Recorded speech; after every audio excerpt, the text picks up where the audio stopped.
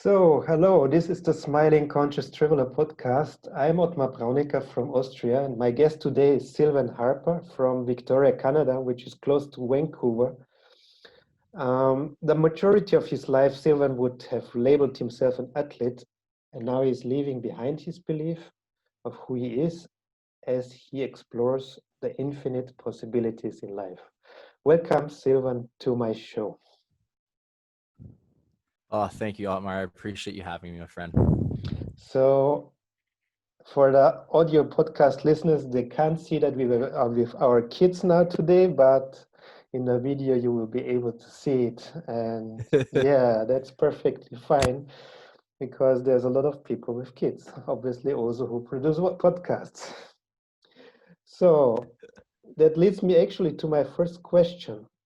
We met quite a while ago, I think, on one of our mentors program, I would call him. Yep. And when I talk about kids, I wanted to know, tell me a little bit about your childhood in Canada. Yeah, my childhood in Canada. My mom was actually born and raised in Brazil. She moved to Canada about 10 months before I was born. My father met her while he was traveling the world. They met in Brazil, and he moved back, and shortly after she came. My childhood was it was I was extremely loved. My parents were very loving people. I fell deeply in love with hockey. I don't particularly know why. It just was something that I, from a very, very, very young age, was passion of mine. Before bed, I used to say goodnight to every player on the team, the local professional team here. And my parents ended up separating. And I think I used hockey as my outlet and my my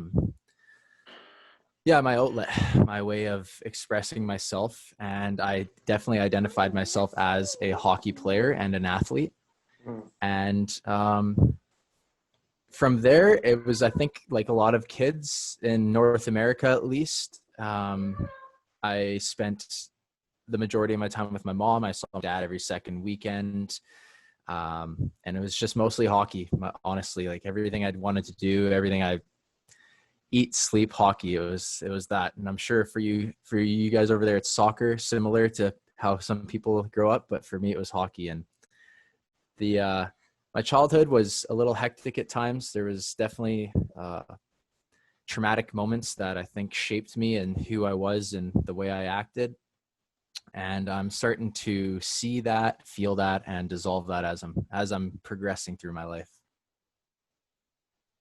Yes, I definitely would say for us it's soccer in Canada. I know that hockey.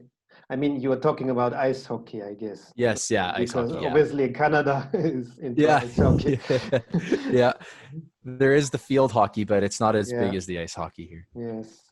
It's more when I think of field hockey, I think more of Australia or such countries. Australia, yeah, and I think Australia and Argentina. Mm. So I think you're breaking up a little bit, but Am I? yeah, so now it's okay. Hello, hello. No, it's okay. Maybe it's your microphone a little bit. Oh, is this better? Yeah, this is better. There. Okay. So yeah, I wanted to ask you anyway because you told me that you would have labeled yourself most of your life as an athlete, and you just explained it. But why did you say labeled? Why did you use the word labeled, that you labeled yourself? It was my identity. Mm, It was my identity. It was my identity. That's like the easiest way to describe that. Everything yes. about me, I perceive to be as an athlete, as a hockey player. Not good or bad things, just everything.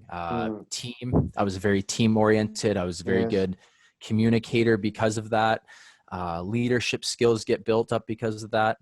And a lot of things that I valued about myself, I believe that I learned through hockey. Mm. And it's funny though, now some of the things that I see as hindrances to living an infinite life were formed through the perception of being a hockey player. So it was my identity as a person. Yeah, that was actually the reason why I asked this question, because I realized it too, that when I got labeled from other people, or I labeled myself as someone or something, then I limited myself. I blocked the infinite possibilities to Yes. take place. Yes.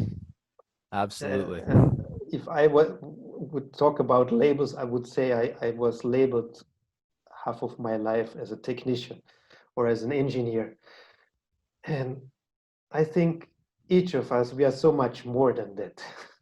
Oh, definitely. Definitely. And now, I mean, I want to name him now, because we will talk about him for sure quite often in this interview, about Brian D. Ridgway, whom I talked about before as our mentor, because that's how we met, because we both um, started one or several courses with him. And yeah, he, I guess, gave us the idea of the infinite possibilities. Absolutely. Absolutely. Opened So me up to the idea and I guess in my opinion, the knowing of oneness and infinite possibilities. um, so when did you actually stop doing this, what we just talked about, this labeling yourself or identifying yourself with being an athlete, or yeah, being a hockey player? Um, to be honest, I feel as though I'm still dissolving that identity. Mm. And not that it's like a main focus. It's not like I wake up every day, okay, I got to dissolve this, but I just, as I say, I can see in myself and some of my beliefs, how formed they were inside of me. So it's not something that I'm just over for sure. Okay, so yeah, you were transitioning to a new state of being. That means you, That's a beautiful way of putting it. That's a beautiful way yeah. of putting it. So how did this transition take place? Um,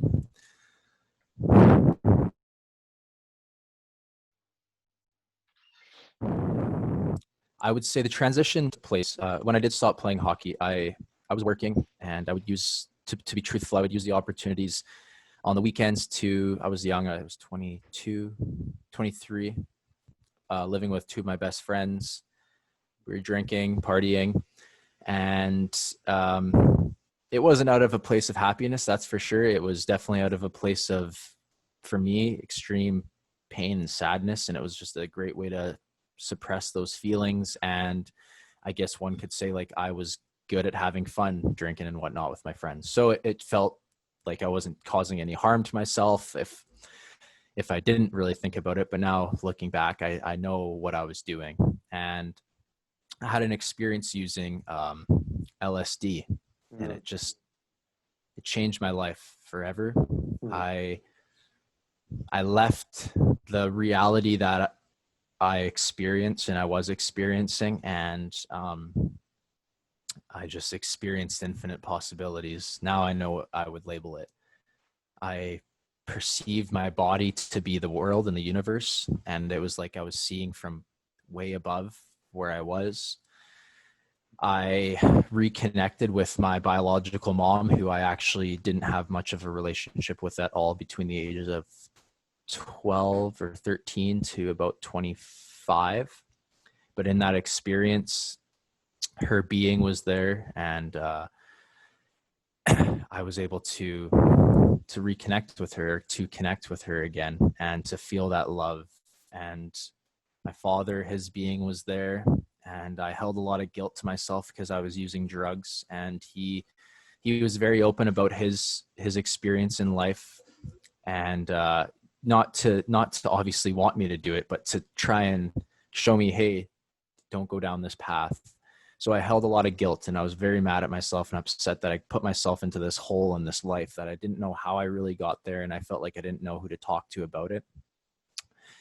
So when I was able to experience their being there with me and move through that, and him hug me and hold me and tell me he loves me and it's okay. And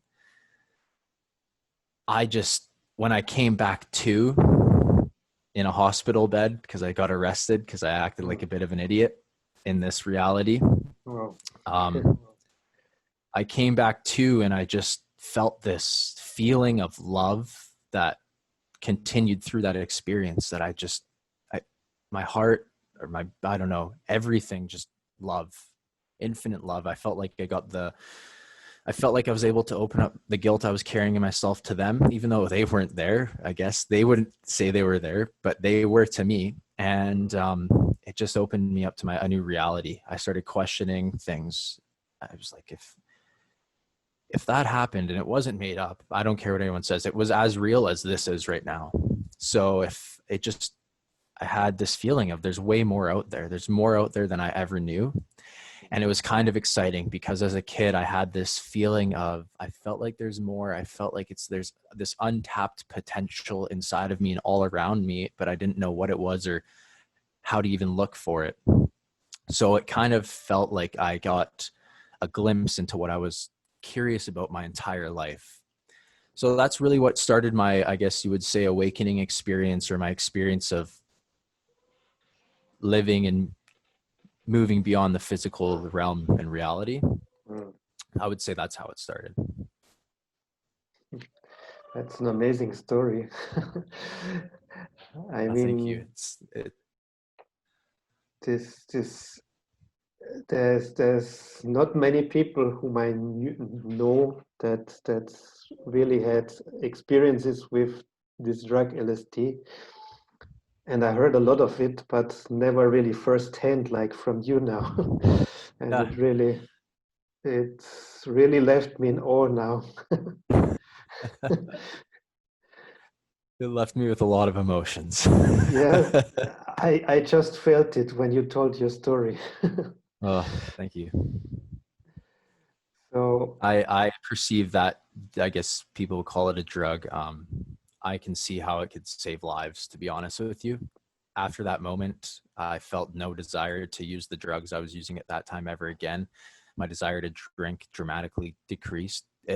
If I was drinking, it wasn't from a place of where I was before, out of trying to suppress or not feel. It was just out of, because I wanted to have a beer. You know what I mean? Like it was more of it was done out of a conscious choice, whereas before it was totally out of an emotional blindness.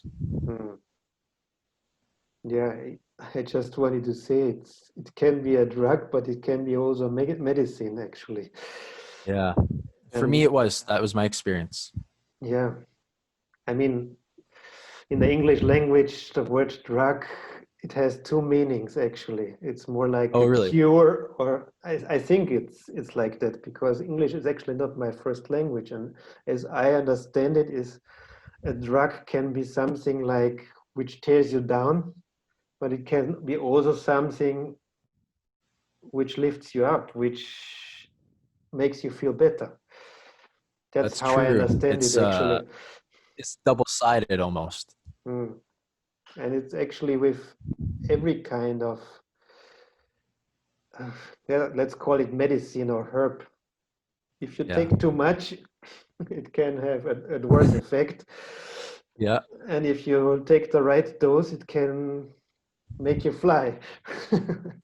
I don't know. This just came to my mind. That's a good way of that's a good way that's a very good way of explaining it. Yeah. I mean, I don't have much experience in that. I just remember that a couple of years ago, it's almost 10 years ago, that I have had a little bit experience with marijuana. And obviously it's illegally in Austria and in Germany. But I always say, how can a herb be illegal? I mean, Yeah. something what can grow in my backyard, how can it be illegal? These mushrooms what grow in the woods, they are not illegal, but this herb with the star-shaped leaves, they're illegal. Something is wrong in this world. That's how I feel it. But I agree. yeah, why I'm mentioning it too is because you told me that you had also some experience with marijuana. I did, yeah. I would say that up until recently, it was something that I would use. It wasn't the same as before in terms of like controlling me or me doing it of actually I was gonna say it was not out of me wanting out of pain. However, speaking of Brian, I joined his latest program, Living in Oneness, and with no direct intention of wanting to move through and on the other side of the marijuana experience that I was living. But after I watched his first few videos of the modules at evening, I woke up the next day and I literally just felt like I didn't need it. I didn't care about it. It wasn't, I saw how I actually was, again, trying to just not feel my emotions. And it was an easy and a very harmless way of altering my reality and perception enough where I guess I just didn't feel the emotions. And after to this day, I haven't smoked since. And not to say I never will again. And I think that there's tremendous benefits beyond my even level of comprehension to what marijuana can do to people. But at this time, I'm really enjoying that. I feel phenomenal. I don't feel like I need to alter my perception, and I feel like I'm actually processing and feeling my emotions for the first time in my life. But as you said it before, now it's more like a conscious choice if you Right. want to That's do right. it or not. Before it Exactly. was more Yes. like that I feel that you wanted to cover up your emotions at this time when you That's didn't choose it consciously. that's right. That's the easiest way of explaining it for sure. And now it's more like you want to feel your emotions and it's a conscious choice. Yeah, Use it as the medicine it can be. yeah, yeah. I actually just remembered because I'm doing this course with Brian Rose from London Real, and that's actually where I started my podcast. And he has this movie Reconnect. I don't know if I you ever saw it. saw it. I did. I When did he watch. had I his think you posted it. yeah, yeah, Yeah, I he did. had I his watched the whole thing. it was so amazing when he was talking. I mean, he was not talking. It was really, I felt all the emotions when he had his ayahuasca experience. It's a really hard word in the jungle of Costa Rica. And actually, if you know Brian Rose, he's really like a businessman, and he's dressing now Mhm. in a suit. And then finally, suddenly, you find him in the jungle of Costa Rica with a tank top shirt and sitting Yeah. there in the hut and drinking Yeah. this ayahuasca brew. Mhm. And I mean, I think it's not easy to make a movie about something what you can't put into pictures. But I think they did a great job. I thought they did it. I thought it was very well done. I thought it was very well done. And I haven't ever experienced ayahuasca. It's on my list, actually, very much so. I've done mushrooms a handful of times, and since becoming aware of infinite possibilities, when I do them, actually, I do them with intention, Mm, and it's never really something that you can put into words. Your experience. mm. It's just it's very, the English language is too restricted, and language itself, I think, is too restricted for what it opens you to. Yes, yes. I had actually on my first episode, I had an interesting discussion with a woman called Jodie Holden, and she studied psychology and linguistics, and we had a very similar conversation about that. Oh, interesting.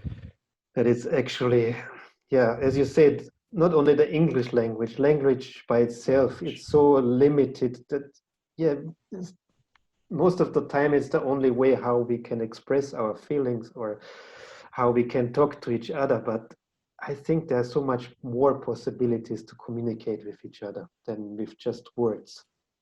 I mean, just when I look into your face and I see you smiling, which is obviously not easy for people who just listen now to the podcast, that they see you smiling, but maybe they can feel it. Maybe they can hear it in my voice that I'm smiling. And it's so much more communication than just words and thoughts. And yeah, that's what I feel. I So second your feeling. let's talk more about these infinite possibilities. What does it mean to you actually when we talk about infinite possibilities? Or just tell me about your feelings. Infinite possibilities. Infinite possibilities to me means that I'm finally able to live past the perception of hope and wishes, and instead live in the being now of what do I want to experience. And it doesn't feel, even if it's something I want to experience that could be so grand and massive, it now doesn't feel like a hope or a stretch or a reach. It just feels easier, far more joyful of a perception to be living with, and non-limiting. And I think that for me, I'm not sure why I am this way. I don't like control over me, is what I guess if I was to label it something. I've always questioned like the school system as long as I was in school. As now I've gotten a bit older, government, the system I guess that we live under, felt very controlled and limiting.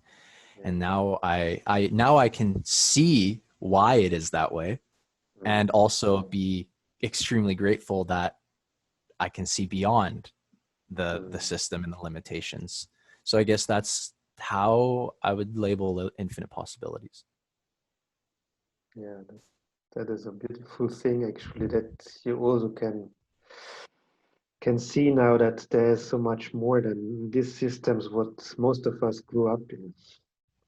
And just remembered another thing what I was thinking a lot the last weeks is, where does it all start actually? This limited way of thinking, and this yeah, and in our society actually it starts already very early when you bring your kids to kindergarten. And I have two young kids, they are 2 and 4 years old, and I guess you know too what I'm talking about, because you have Very much, very much. you She's going into kindergarten this year, yeah. my daughter, and it's funny. She says when we bring up school, and I've made it where I don't want to lay my beliefs about school into her. You know, I don't want to make what I felt into her. I want to leave it with infinite possibilities. But you know, we bring up school, and she says, if I go there, my stomach's gonna hurt. Hmm. It actually makes me feel a bit emotional because Yeah. I know exactly what she's saying, Yeah. and yet I don't know how to fully. I just hug her, tell her it's gonna be, she's gonna have fun, she's gonna meet other friends. You know, I try and focus on the things, on the aspects that I think are very beneficial to being in a community. Mhm. And yet I know what she's saying, and I wish I could give her the proper answer. I feel like we're going through a transition in the world, and maybe eventually school will look different. I don't know. Maybe it will. Maybe it will be different. So I just have faith that if I focus on what I want to experience and listen to other people, her, and come with compassion, that I'm doing what I need to do for myself, for the world that I want to live in. So I know what you mean. I could sit in my head and be pissed off and yeah, I know what you mean, or you know, ride against school. I don't want to do that. I tried Yeah. doing that as a kid. It didn't get me anywhere. I think I have the answer for you. You just give Okay. her a hug and tell her I love you. That's it's the answer for everything, isn't it? Yeah. And Really? I just felt it in my stomach too, tangling up in there somehow when you told me about the feelings of your daughter, because I Yeah. remember these emotions so well when I started to go to school. Ah, And my mother always yes. told me, yeah, you're going to be fine eventually. But yeah, Yeah. somehow, I mean, at this time I would have said every day it got worse and worse, and I didn't know how to get out of this roller coaster.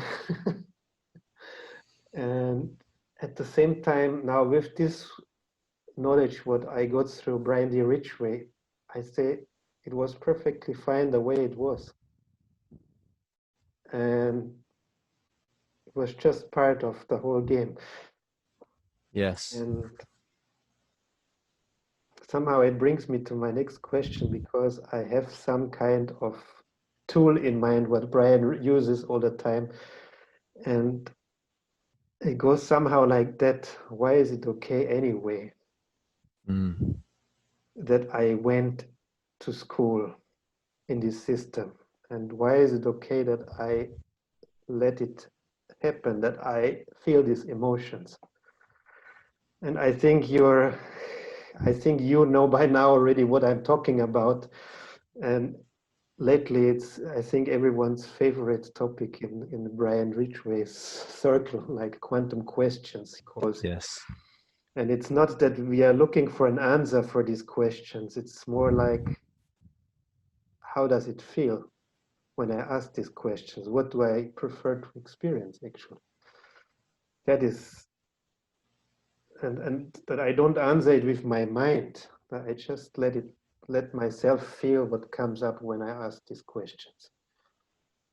I don't know if you would describe it in a different way. Just tell me how you. I would describe it much like that.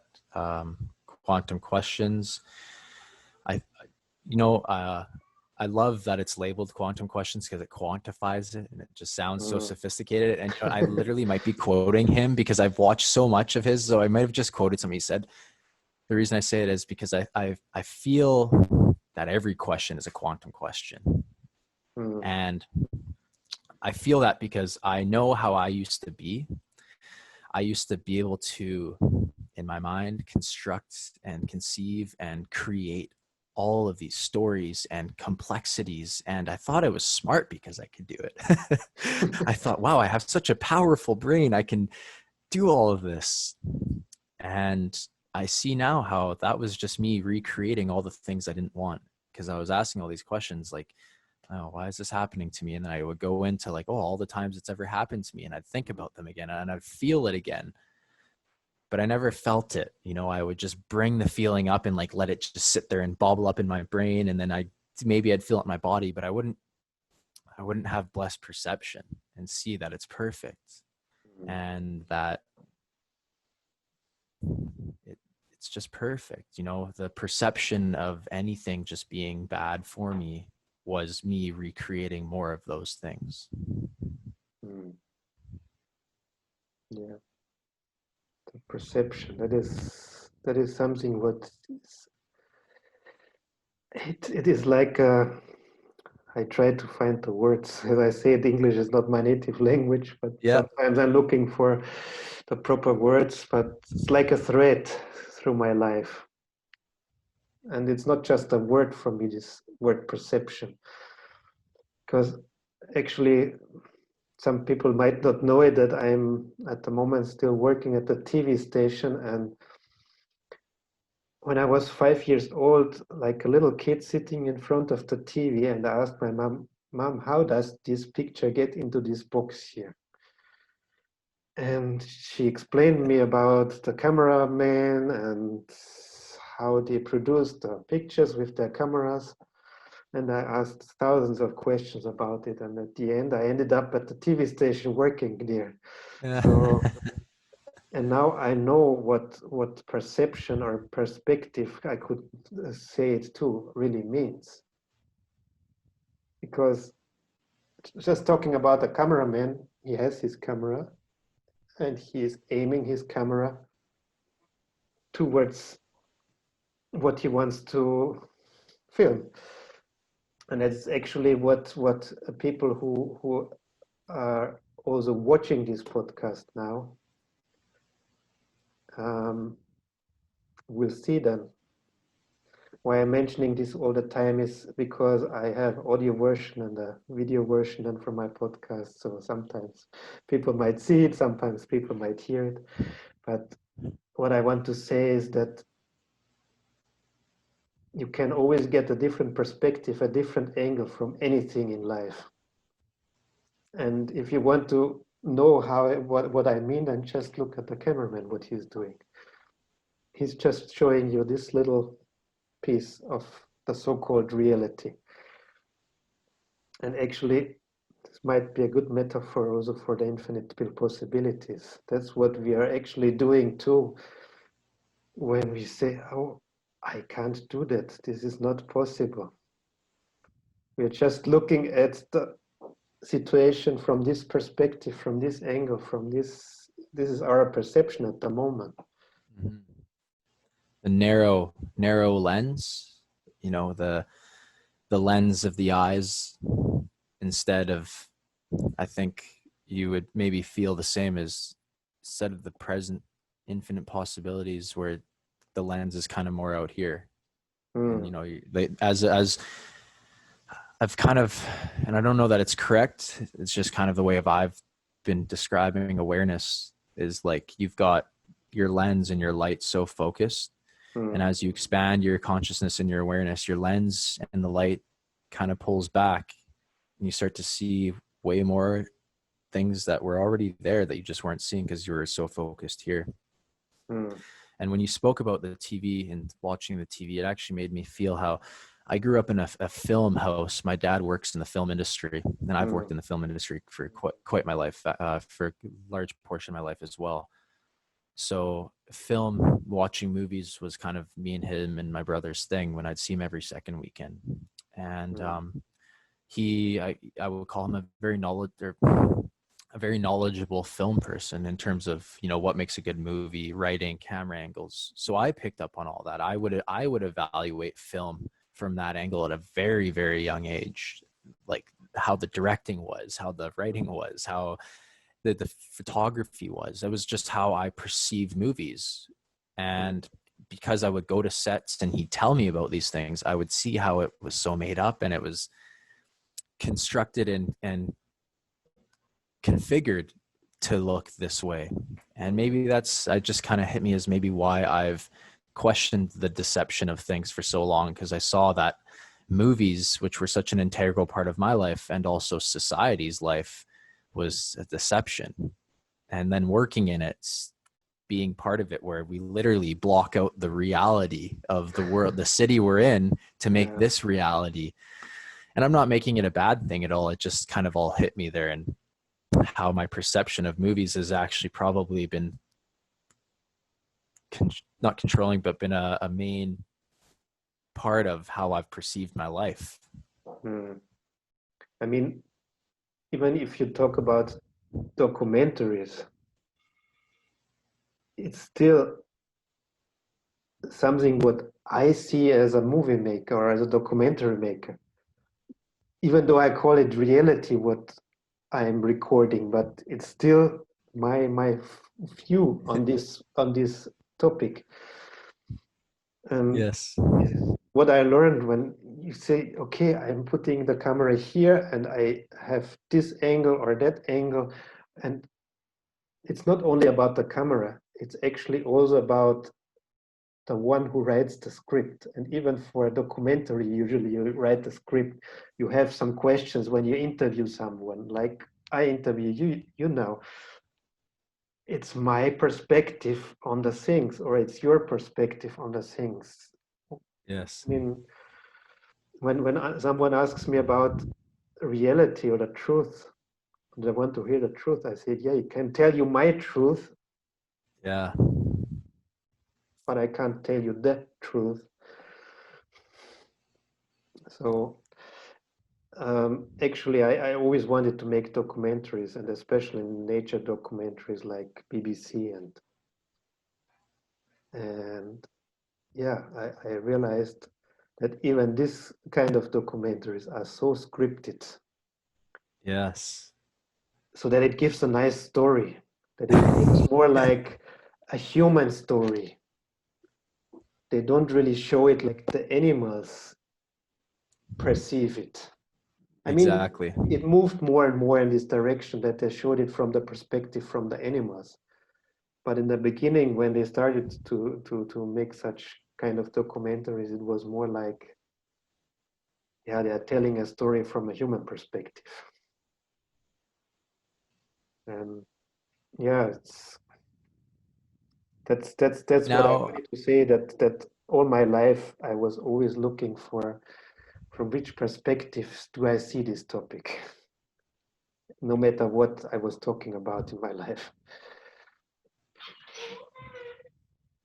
So I I I wonder, now that you say that, it has me have a question. Does that happen because we are programmed to believe we're separate, and we aren't focused on the perception of one instead of the perception of me, is how we focus? that is an I interesting wonder if question. the perception of, and I know it comes down to myself. So when I say this, I'm not saying if other people change. I wonder if the perception of oneness would change the way movies and documentaries are filmed, because you wouldn't be trying so much from a me perspective as it would be sharing the whole oneness. I'm just had, there's a thought that crossed as you said that. That is a very interesting question. And as I still have this wish to do movies and documentaries, I will really consider that for my future documentaries. Because I never saw it this way. I, I'm still trying to grasp this idea because it seems to be a little bit too huge for my mind at the moment. This question. It always probably will be. That's, because it was a question from my mind, I guess. So it'll always be a thing that the I mind can. mean, maybe the answer is more like I should just let myself feel about it and Yes, not yes. to think it over and over again till I don't even know anymore what oneness is. Yeah, yeah. That is Yes. actually why I think my mind got stuck now in this moment when you asked me this question, because my mind was thinking, what does he mean by oneness now? Yeah. And how should we put this into a documentary? And how should we put the angle of oneness into this documentary? And actually, that is actually the problem, because our mind is all the time tricking us into All the time. this train of thought. Train of thought. How Brian calls it all the time too. This train of thought. That is actually the problem. Why I think most of us get stuck somehow, or we perceive it that we feel like we're stuck in our lives, because we just think think over and over about something, Yeah. We're just and playing the same movie over and over and over yeah, and over and over again. And instead of just saying, okay, how do I feel about that? Okay, yeah, it feels great. So let's do it. Let's yeah, just make a movie, a it's documentary just, with the angle of oneness, and we will see what yes. comes out from it. We don't have to plan Yeah, everything in detail. exactly. Just the intention No, that I want to do it like that, that I think should be enough. absolutely. And yeah, exactly, I think that is actually the spirit of oneness, the intention, what I put out there. That is more than I, if I think too much about it, then I actually destroy the this feeling of oneness. Absolutely. That's what I just realized. I think, like I said, I believed I had a powerful brain. Mm, Um, and I see how I celebrate if I do have a quote unquote powerful brain, because I want to be powerful everywhere within my being. So I'm not making it bad if I have one. However, I totally see how when I'm not happy or when I feel like I'm not experiencing what I want, it's because I'm using my brain. And when I am focusing on presence and being and how I feel, the brain is still there, it's still working, but it's actually like not, it's doing less work. I feel like it's it. I feel like I am doing less thinking and working, Mm. and it's just naturally doing what it will do. And I don't have to understand how it works and what it's going to do. Because, like, let's think about it. We'll never understand this human body. Mm. I mean, Brian, he brings this up too. It's like, if you think about how many little particles of atoms or whatever you're breathing in each breath, I can't even comprehend that, right? You can't figure it out. You can't. It's like when the baby's born, sucks on the mom's tit. It doesn't figure it out. It just is. It just is. But I tried to figure out so much in my life, probably due to my traumas and my experiences. I wanted to know why things were this way, why my parents separated, why this, why that, why. And doing that for a lot of years and a lot of time, it just became first nature. And now being aware of presence and feeling my emotions and asking questions that are focused through what I want to experience, I see how I was creating my hell. Mm. That is something what took me quite long to comprehend. How am I creating my own hell? That it took me quite a time to realize that actually, yeah, I'm responsible for every small little piece there, and I set it all up. Yeah. Like, yeah, actually, I was to take the metaphor of a movie. I was the director, and I put it everything into scene, and I directed this hell movie. It's this masterpiece of hell. Yeah, and yeah, I think that is for me at least, it was the greatest moment for me to really to wake up to this idea that I created everything by myself. Because at this moment when I realized that it's all me, that I am responsible for it, then I realized, okay, I could make another movie. What do I want to experience? What do I prefer to experience? That was one of the most profound questions what Brian Rudy Ridgway gave me. What do I It want to still is. Even experience? when you say it, there, I can still feel the essence and the purity in it. It's like, yeah, if this would be the only tool what he gave us, it would be already so powerful by itself. Absolutely. And Absolutely. yeah, the funny thing is lately I convinced a lot of people from my course to take a look at Brandy Ridgway, and some of them might be wondering, why is he raving so much about him? And then they watched a few videos from him, and they said, yes, you are right. I couldn't stop watching anymore. Mm, that's so cool. That's so awesome. I celebrate that. I personally believe that he he he should be known worldwide. I say that Yeah. very English stuff, but I feel like he's he's got the presence that, in the state of our world and our state of our civilization as a whole and where we've been moving to, he has the presence to show us the presence. Yeah. And I think that's all it takes. And it's a journey for each one person. I mean, I know people that have gone down and seen him and everything, and maybe they're not part of him anymore. I think that we're all in our own journey in this earth school or whatever it is. I just feel personally like I've never felt happier using the tools that he has, and freer and less judgmental, non-judgmental, and not caring as much either, relaxing. And especially during this pandemic thing, whatever this thing is, the old me, I would have, I mean, I still share very much of the things that could be perceived as negative. However, I before would have shared them out of being angry and mad at people for what they're doing to me and us. Now I just do it more because I I want to share that awareness and light. That's why. And that's because of Brian. That's solely because of Brian. And I say that that's because of Brian, what he's showing me. I mean, he would say it maybe also too, like, yeah, it's because you chose this path, Yes. and we are actually this one being.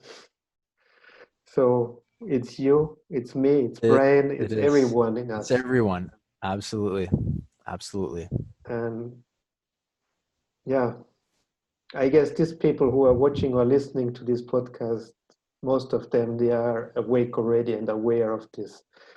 And if not, then I just encourage everyone to take a leap and dive into this topic, because it's really, it can change your life. And I think most of us experienced it who got in touch with Brian. It's, yeah. Some people might ask me, why are you promoting him all the time? Because I feel like, because he changed my life, and it's like, it's almost like something like a calling for me, that like I have to tell the world about this guy who changed my life, and I want everyone to experience it, because not because I want everyone to experience it. That's how it is. Selfishly, honestly, Yeah. selfishly, I want to experience a world where people are aware of their true presence in nature. It is a selfish thing in a sense. Yeah. Because again, I don't want to be better or worse than these other people. It is a selfish thing.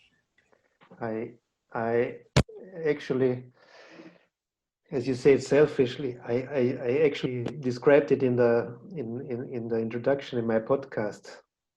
I want to change the world. And it's not because I'm such a great human being, it's because I want to have a different world. I want to live in Yes. a different world. Yes. I prefer to live in freedom, in peace, with love. And that's why I want to change the world, because I want selfishly to live in this world. And it's a nice side effect that everyone else will have the same experience like me.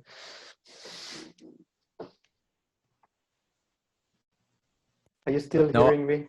Yes. Oh yeah. I'm still hearing you. Absolutely. Yeah. Okay. No, I was just listening. So I mean, that's it. If everyone has a similar wish to live in such a world, then actually we can all experience the same awesome feelings. Yeah. And I think that's in a way, it wouldn't even have to be the same feelings, because it would be, I think it's a misperception that we'd all feel the same. I think what I like celebrate most is that I feel so. He's used the word interdependent before, and I don't know that I fully comprehend and understand what that actually means. And yet I feel this knowing of what it is. So it's like it's like the truth is within me. I can feel it. So I think it's the misperception that I don't even want other people to necessarily believe what I believe. of course. Because if people, and I'm definitely speaking in a way of as if there's other people. It's all me. I take total responsibility. It's only one anyways, and I'm going to change my universe and my experience through that oneness. However, if everyone, it's not that they have to believe all the same things. That's the beauty of life and of growth and of like flowers and different animals. We can all be our own infinite interdependent identity, knowing we're all one and all powerful and all knowing and infinitely expressing and creating right now. That's the universe I want to live in, because I feel like then people would follow their passions and their desires, and you would have miracles after miracles. Oh, I mean, it's just all one miracle, but you'd have breakthrough. You'd have people creating things so much beyond the comprehension that I can even probably come up with in my mind in this physical Newtonian paradigm that I've been so used to. Mm. It's this world of, people knowing they're all infinite and they're all possible. Wow, like that's just so cool to me, because I feel like, people I think in the Newtonian paradigm and the physical paradigm would say, yeah, but then, people would, uh, you know, if you could be invisible, they go into the girl's bathroom and look at them, or vice versa. Or that's just an example. Oh, they'd be doing it to do bad things. But that's that perception that we've been programmed through movies and music and news, that people are bad. I don't believe people are bad at all. I believe people are acting through their trauma and experiences. But if they were conscious to their trauma and their emotions, they wouldn't be acting that way. So it's what excites me is just, wow, like how free people would feel in creating their life and being, just knowing that it's all one and it's just infinite possibilities and we're just energy and there's no physicalness. And I've known that. I watched The Matrix. My family used to make fun of me because I used to sit there with the spoon and I would go, I know that I can bend this. And that was obviously because of the movie, but they'd laugh at me. They'd make fun of me. And another Matrix came out in, I think, 2001 or 1999. So I was like 7 or 8 when I watched the movie. And I just felt that knowing of that truth, though. I That mean, you that might that is laugh at me possible. now. I tried it even as an adult. I Yeah, was yeah, sitting there with the spoon and I said, I can do it. yes, yeah. I still, you know what? I think it's a great thing. It's a great reminder. I knock on things sometimes, or I'll touch them, but I'll feel them instead. It's not. I'm not touching them to feel the surface. I'm feeling what it is, and I can feel in my hands the energy moving, and just that perception. It's just calmed me down so much. I feel in control of my experience now, where I felt like they and them and the systems were controlling me. And I don't feel that anymore. I don't know why, but it just came to my mind when you were talking about all these things. And I watched actually an interview with how is he called? Charles Manson. Oh, yes, yes, yes. Yeah. And it was led by Charlie Rose. And actually, it was because Brian Rose, who is not related to Charlie Rose, recommended to listen to Charlie Rose because he's a great interviewer. And then I stumbled over this interview with Charles Manson. Mm. And first, I was not really understanding what this guy was replying to the questions to the interviewer.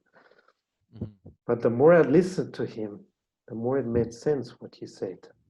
And yes, you might consider him a crazy person, and he's not even alive in this human experience anymore because he died in 2017. But actually, he was more than half of his life in prison. And this interview, I Yes. think it was made shortly after he was incarcerated. And actually, he told the interviewer, oh, I was in prison already most of my life, but now I'm free. Mm. And first, I didn't really understand what he was saying, but then I realized what he meant. He said, I am not this physical body anymore, what you see here. I am free already. Mm. And it was really, I mean, I recommend everyone to really watch this interview with presence. Because Mm-hmm. this Charles Manson is not this monster what they made him. He's not the murderer or whatever they want to label him Mm-hmm. or have labeled him because yeah, he died in 2017. But I think he understood way more than the person who interviewed him. Because the guy who interviewed Yeah. him all the time wanted to, and do you have any friends in prison? Do you have, yeah, how is your life in prison? I said, doesn't matter to me. I'm free. I'm love. I'm God. I'm the universe. And yeah. What else That's should I say? amazing. I That's mean, amazing that he it says was such that. a It's truly amazing. profound interview. This I recommend everyone I'm gonna who check. I will. I'll check it wants to out. wake up and understand what is this human experience about. Then watch this interview. Charles Manson with Charlie Rose. I think it was somewhere in the Amazing. I'm gonna watch that. 1970s, I and it will. I fitted will watch so that. well to this what you told me about oneness before. And I think especially from these people who are so-called crazy people and who are people who are imprisoned, I think you can most learn from these people. I remember another interview about, I don't remember the name of this guy, but it doesn't really matter. He was in prison because he killed his wife. And he said, I understood now that it was not love what I did to my wife. But as a child, I was beaten by my dad all the time. And my dad told me all the time, I only do this because I love you. Oh, wow. And then he thought, okay, this is how I show love to my wife. He was Wow. beating her, and at the end he even killed her. And he thought it was love what he showed to her. That's how he perceived it. And in prison then he started to understand and realize, okay, I loved her, but it was maybe not the way how I should show her my love. Mm, And that's amazing. that's what I understood. I mean, even Brian Ridgway was talking about this, I think a long time ago, I heard him talking about this, that he actually wants to go to prisons and to talk with people like this, Oh, really? to get a different perspective too. And I Yes. understand now what he was talking about after watching these interviews. Because we miss out so much in life if we just do this what everyone is doing, that yeah, you have to think this way, you have to be normal, you have to be talk to these people who are considered not normal, and then you will learn way more than you can learn in this so-called normal life. Yes. Yes. People that go against the grain of society. I feel it's because they're within their. It's for me. I got it like when I did that experience. I got arrested. I actually had to spend 7 weekends in jail. I got charged, and that really woke me up because I was a good like I felt like I was a good person. I made a mistake. I did something stupid. I punched somebody and I spat on a cop. That's what I did. So I got charged with assault and assaulting a police officer. And I was extremely compassionate for the experience that I put the other people through. Um, I'm not justifying what I did. I'm not saying, oh, they should have let me. No. I'm truly, fully from my heart sorry for what they had to experience because of my actions. And yet I had this thing of when I was sitting there and the judgment that I was feeling, being judged so like an animal almost. And I felt so misunderstood because they didn't know who I was or what I was going through or anything. And I just made a mistake. I was in error, and woke me up, and it had me think, well, how many other people are just misunderstood because we don't take any moment to truly hear or feel where they've come from, what they're feeling. And how many, like prison reform, they go there and they get treated like more shit.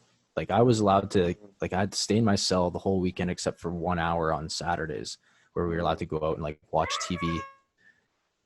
And I thought, wow, you know, after like years later, felt this is how many other people do these horrific crimes, and it can go down to like even the stuff that's becoming more public now with all this pedophilia stuff.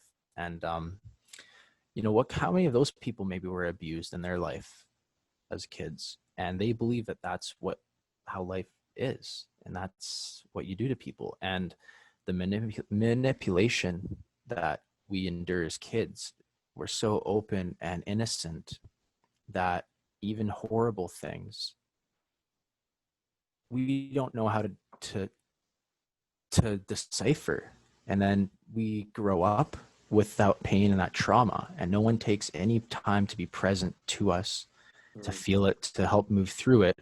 So we just compound and compound and compound. And then, who knows what Charles Manson went through? I don't know enough about him. Actually, I've he never had a taken the very time. traumatic childhood. His father died in World War II because he was fighting in Europe for the United States Army. His mother was actually, she didn't have the means to support the family at the end. I think she even ended up in jail by herself because she was involved in armed robbery, and he grew up basically on the streets and in foster homes. And the interviewer even asked him, how was Charles Manson when he was 16 years old? And he said, you asked me about the 16-year-old Charles Manson. I have to tell you, I was more like 55 years old, because when you grow up on the streets, your Yeah. life is so much more packed with experiences Yes. than Yes. anyone's other life. And he even said, you people, you are weak. You didn't experience all these lives, all this what I Yes. experienced till this point. And that shaped him, of course. Of course. And he, he, So that he right didn't there. experience all this love, what kids usually experience when they grow up with their parents. Yeah. It's funny you say that, actually. Um, I was very loved. Like, my dad was my best friend. My mom, she had her own set of circumstances. I was gonna say issues, but they weren't issues. She had her own set of circumstances, but she very much loved me. And even still, though, it wasn't unconditional, conscious, present love.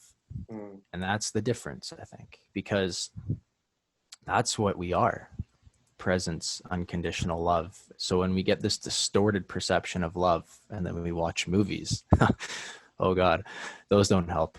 That we start to think, oh, what love is. Well, I think the vast majority of us have no idea what love is, because love just is.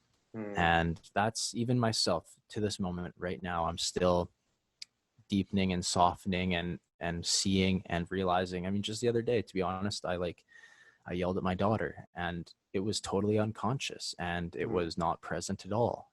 But you know what? I felt that same experience when I was a kid, and I saw that I just acted out that same experience as now an adult, and I was able to, I feel like, break that cycle, because to this, I don't think I'll Mm. ever yell at her again, because I Mm. saw, I was present, and I apologized, and I hugged her, and I've talked to her about it. And like, maybe that's all that's ever needed, because I think life can be slip ups, mistakes, errors.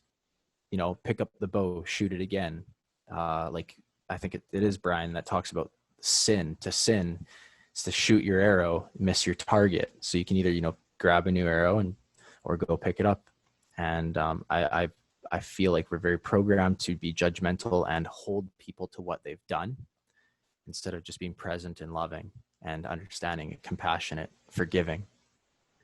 And that's changed my life. Those things right there. Like, if I could say anything's changed my life, it's that: just being present, compassionate, forgiving, and choosing love, and Mm. not judging what people do.